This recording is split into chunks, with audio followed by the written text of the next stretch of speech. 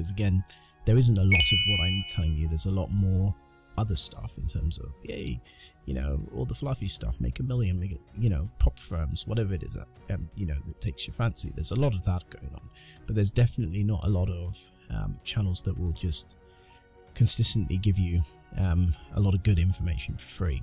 And no doubt there are people who are even pretending to give you good information for free, but then again, it's another story in itself, but I won't get into that. So what you find me doing here today is trying to impart what has been more than a decade worth of knowledge, really, and that's what I'm trying to do here. So again, you, like I said, you want to start to rely on a lot more robust theories and ideas rather than some of this stuff that influencers might put out there because they know it's easy for you to digest, so why not? So anyway, back to the lesson. So we expect us to trade above 131, and the only reason why we expect that is because we understand how liquidity is created, so we understand how a market is made. And in order for there to be buyers, there needs to be sellers, and vice versa. So the market's trading up here, then they're going to be the most buyers up there, and that's because sellers would have their stop losses up there, for example, and those will be buy stops, and also any kind of confirmation type trades like stop order trades, for example. So any buy orders to continue in are going to be there. So it stands to reason that above highs tends to be where most liquidity is in the opposite direction.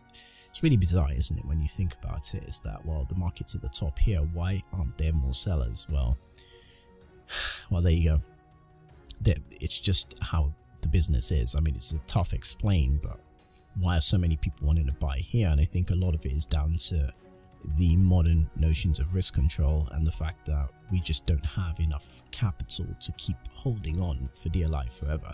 So we need to have another or a counter order in place, and that's where the liquidity comes from.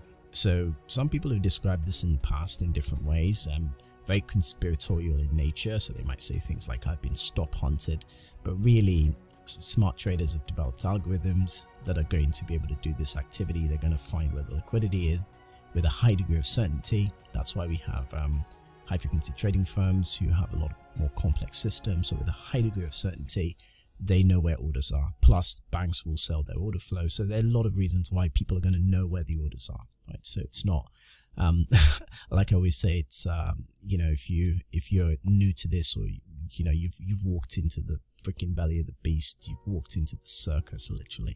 But anyway, so this is where we're going to find the most liquidity, right? So for that reason alone, I'll be relatively bullish to the top. So if I'm intraday trading, I have this information. I understand, well, there was long-term liquidity here. We can see that activity through the board.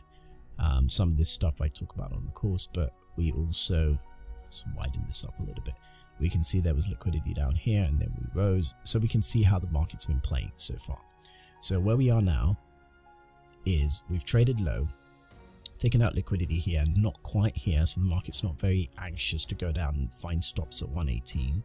So it's preferring at this point in time, which is what it appears to be, is it wants to look for stops at 131 and above. So we're gonna arm ourselves with this information, because this is gonna matter when we intraday trade, right? So we have a bullish bias, is what I'd like to say, because we're looking at the long term, and the long term traders, or the algorithms on the long term, want to push this higher, right? It means that they're just going to bid prices up, and that's that, really. It doesn't really matter. It's nothing really to even do with the order flow. They're just going to bid prices up, and orders are going to get filled, and you know, as those prices rise, right? So in a way, it is, you know, we talk about order flow a lot, but in truth, what we should be talking about really is, you know, algorithms and price. But anyway, topic for another day. So if we look at the short-term window, we can see that in the short-term liquidity is down here. Right? So if we just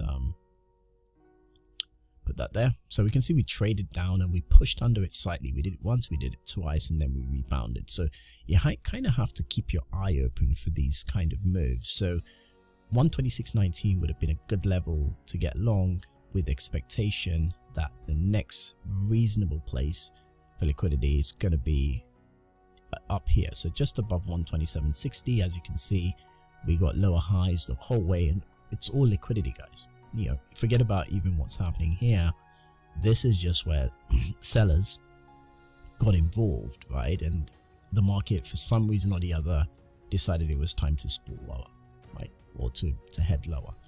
And that's just it. There's nothing else to it. Now, one of the things, like I say, I always talk to traders about the couple of things you're looking for. You want to know where the prior highs and lows were. If we're looking at this, we can see that we had a lot of liquidity down here because of the previous low that was sitting here. So you can see we traded that and we tested, and then we went up, and this would have been the liquidity high, and then we had another one here. So we can clearly see where these stops are going to be, and then we start to turn around and head lower, right? So that tells us that, well, the first stop will be here. That's going to be the next place you want to worry about, and then there will be here, and if we don't get a response there, then we're definitely going to get one down here, right? So for the moment the market started to tear away and start to approach these lows, then it made sense that you want to be long. So how do we do that? Quite simple.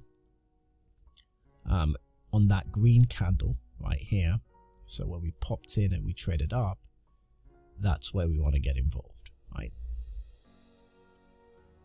Stops you don't want to make them too tight, right? You want to be dumb about this stuff, right? So you want to be a little bit smart, right? So it's not about just the risk reward and all of that rubbish. It's also about the probability of being right. So you want to bear that in mind. Again, you can see we've pushed up. Let's say you're aiming for liquidity high, let's say just before, to guarantee you get filled. And then obviously we've pushed up. We pushed up. We're sort of trading now where all this heavy selling was. So we're definitely going to draw in some interest for sure. But something else should stand out for you, right? So again, in line with what I've taught in the Trader Mentorship Program, which again I reiterate is completely free. So there's no reason why you shouldn't check it out. So you can see that we've traded lower, and we've tested under the low, right? So we've filled those stops, and then we're pushing back up, and you can see the higher volume that is trading at this point. And it, again, float rotation, as we say in stocks, but in Forex, let's just say tick volume. We want to be able to see that tick volume peaking. Now, bearing in mind, this is something I've been talking about for a good part of, well, since I had a YouTube channel, which was like 2012, about tick volume, right? You want to pay attention to this, because this is a sign that there's a lot of activity and a lot of interest, and we can see that here, right? So let's put things in a perspective. We got high volume here, which what that does for you, there we go, is somewhat create a support or volume based support bracket. Okay, so we should draw some interest around this sort of level, and then we can also see that here, and that should also prevent a degree of support for you. So at this point, right, where the market is now, your first instinct is to break even that trade, right? So you don't want to carry any risk, right? So you've got no risk at this point. If this market pulls down here, you should be out. Now, the question everyone's going to ask me is, what's my cue to walk away? Well, the way, and this is the thing about Forex, this is what makes it hard, is the way this move has gone up, we've had a lot of volatility on the way up and the way down. And we can see where the volume is concentrated is here and here. So if we were to pull back, arguably I would say if we take out the low, then get out of the trade. But then again, that won't be wise, because we can clearly see that the 3, 4, 5 day volatility is quite high. So what we should really be looking for is if we trade back into this volume bracket below this liquidity, then recover, that might say to you that we have a continuation trade in the making, right? Because we'd have taken out liquidity, we can see there was strong volume support here. Now, if we trade under this, which is technically the highest volume at this point, if we start to close inside of this sort of bracket, then that would be your cue to walk away. But again, it would be you, giving away a substantial amount of profit, because that's what that will look like for you. It will be a substantial amount of gain. Well, at this point, no matter where you put your stop, it was a decent 3-to-1 trade. Right, risk reward if we're thinking along those lines. I don't like to be honest, but if we're thinking along the lines of 3-to-1, that's what you got here. So to watch that all go away to down here before you exit, which is less than a 1-to-1, could be quite devastating. I'm sure a lot of traders can identify with that. So this is the point where you say, well, the moment I saw this candle pull back, I'd either take some money off the table and then break even, or close out the entire trade and then see what happens, right? So here comes the idea about conviction. Now, what would I do? I'd hold it. And the reason being is I can see there's a hell of a lot of volume down here, and relative to historical volume, you can clearly see that this is much higher. And if this is much higher, it means that we should get a much bigger move, right? So the thinking about Wyckoffian logic or Wyckoff's theories, effort versus result, right? So we should, if we got a lot of effort here, then we ultimately should have a good result. So again, this is the thing I always say to people, is that when you're learning about these things, over the years I've learned about a lot of things, and what I was able to do is bring them into my own system, something that I can use, right?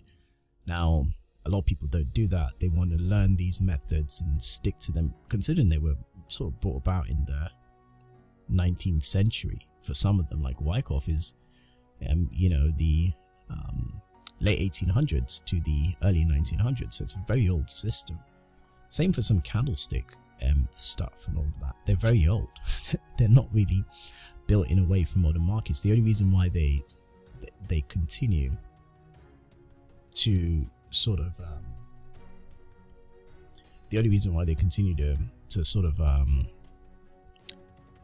persist over time is because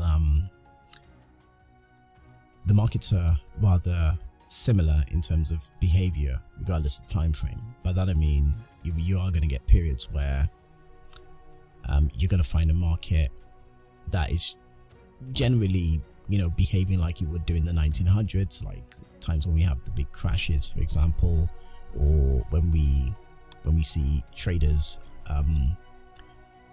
who are greedy, right? And so the behavior is going to be the same, and also the way orders get filled also going to be the same. Hey, listen, I quit. Yeah, I'm going into stocks. Name of the game. Move the money from your client's pocket into your pocket. But if you can make your clients money at the same time, it's advantageous to everyone, correct? No one is paying attention. It's unbelievable. Have to act now. God, this is intimate. I feel like I'm financially inside of you or something. Okay. I have 5 houses and a condo. I'm considering going long on April wheat. What do you think, Valentine?